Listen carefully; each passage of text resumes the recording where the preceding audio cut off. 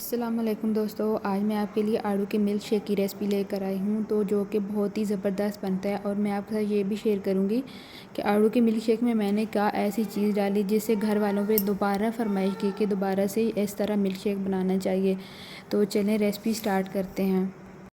तो अगर आपके घर में अचानक मेहमान आ जाए और ये गर्मी हो तो आपने इस तरह का मिल्क शेक ज़रूर बनाना है और अपने मेहमानों को देना है। मेहमान भी ज़रूर आपकी तारीफ़ करेंगे।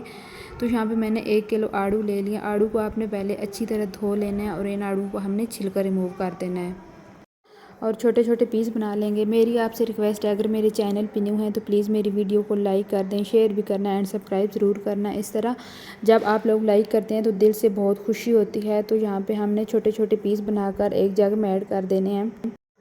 तो आज हम 2 गिलास मिल्क शेक बना रहे हैं। 2 गिलास के लिए 2 टेबलस्पून हम इसमें चीनी ऐड करेंगे। तो हमने आधा किलो दूध ले लिया, हमने खालिस दूध लिया। आप पानी भी ऐड कर सकते हैं लेकिन खालिस दूध से मिल्क शेक का बहुत अच्छा टेस्ट आता है।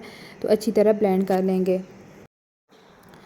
तो आपने मिल्क शेक को ब्लेंड कर लेने के बाद छान लेना है। अब हम गिलास में सर्व करने वाले हैं तो थोड़ी सी इसमें बर्फ़ ऐड करेंगे।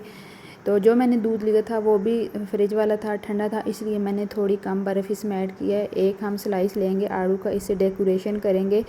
और एक नारियल मैंने ले लिया था, छोटा सा पीस, उसको मैंने क्रश कर लिया, वो ये इसके ऊपर गार्निश करेंगे। इससे बहुत अच्छा टेस्ट आया था, सभी घर वालों ने पसंद किया था। जब भी आप जूस बनाएं तो नारियल क्रश करके आप ज़रूर इसमें ऐड किया करें, इससे बहुत अच्छा टेस्ट आता है और इसका मज़ा भी दुबाला हो जाता है। तो अगर मेरी रेसिपी आड़ू वाले मिल्क शेक की अच्छी लगी हो तो प्लीज़ मेरी वीडियो को लाइक शेयर एंड सब्सक्राइब ज़रूर करना। इसी तरह न्यू रेसिपी न्यू टिप के साथ फिर मिलूँगी, तब तक के लिए अल्लाह हाफिज़।